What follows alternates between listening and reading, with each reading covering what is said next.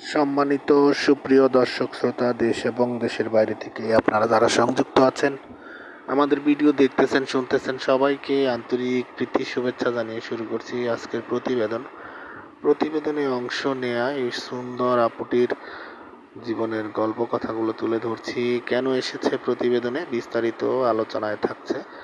তো আপুটি দেখতে খুবই চমৎকার, ওনার গায়ের রং শ্যামলা, উচ্চতা 5 ফুট 3 ইঞ্চি লম্বা, স্বাস্থ্য মিডিয়াম, আর পড়াশোনা মোটামুটি নবম শ্রেণী পর্যন্ত পড়েছিল, এর বেশি পড়াশোনা করতে পারেনি। উনি বিবাহিতা, উনি বিধবা। ওনার হাজব্যান্ড আপনার 7 থেকে 8 মাস আগে আপনার রোড অ্যাক্সিডেন্টে মারা যায়। তো মারা যাওয়ার পরে ওনার একটি ছেলে সন্তান আছে, 5 বছর বয়স। ছেলেকে নিয়ে বাবার বাড়িতে চলে আসে, ওখানেই থাকে। পরিবারে বাবা মা আছে, ওনার আর একটা ভাই আছে, ভাইটি বড়। তো উনি বর্তমানে একটি পোশাক কারখানাতে কাজ করতেছে।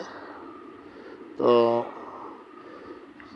নিজের এবং ছেলের সার্বিক পরিস্থিতির কথা চিন্তা করে মূলত প্রতিবেদনে এসেছে একজন ভালো মানুষের খোঁজে, যে তার সার্বিক পরিস্থিতি জেনে তার ছেলে এবং তার দায়িত্ব নেবে, এমন একটা মানুষের খোঁজে এসেছে, কোনো সহযোগিতার জন্য আসেনি।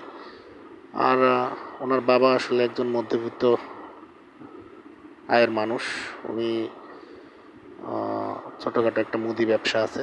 ওনার মা গৃহিণী এবং পাশাপাশি সেলাই কাজে নিয়োজিত আছে, সেলাই মেশিনের কাজে আর কি। আর আরও বিস্তারিত যদি জানতে চান, স্ক্রিনে দেওয়া নাম্বারে ওনার মুখ থেকেই ওনার নাম, ঠিকানা, ডিটেলস সব কিছু জেনে নিতে পারেন। আর আমরা ইউটিউবের কমিউনিটি গাইডলাইন্স মানতে গিয়ে কারণ নাম ঠিকানা বলতে পারি না, সেজন্য আন্তরিকভাবে দুঃখিত। আপনারা ওনার কাছ থেকে সব কিছু জেনে নেবেন। আর চ্যানেলের ভিডিও যারা নিয়মিত দেখতেছেন, অবশ্যই ভালো লাগলে একটি কমেন্ট এবং একটি লাইক এবং ভিডিওটিকে সর্বোচ্চ শেয়ার দিয়ে চ্যানেলটিকে সাপোর্ট করবেন। আর সবাই ভালো থাকবেন, সুস্থ থাকবেন। স্বপ্নভূমি এবং স্বপ্নের ছোঁয়া চ্যানেল থাকবেন। আসসালামু আলাইকুম।